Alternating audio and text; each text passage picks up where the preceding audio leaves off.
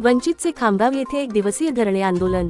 बाळासाहेब आंबेडकर यांच्या आदेशाने राज्यभरात एक दिवसीय धरणे आंदोलन आयोजित करण्यात आले होते।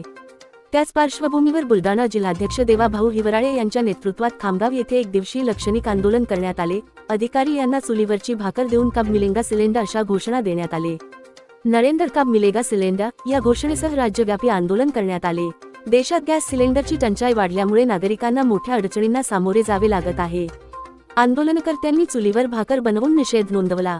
उपविभागीय अधिकाऱ्यांना चुलीवरची भाकर देऊन मागण्यांचे निवेदन देण्यात आले। या समस्येसाठी केंद्र सरकार व पंतप्रधान नरेंद्र मोदी यांना जबाबदार धरत नियमित गॅस पुरवठ्याची मागणी करण्यात आली।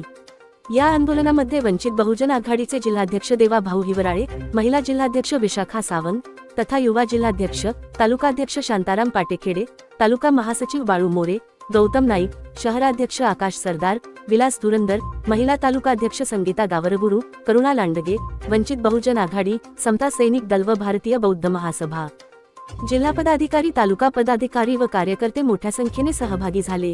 Gautam Ingle, IB7 news, Khamgaon, Buldhana.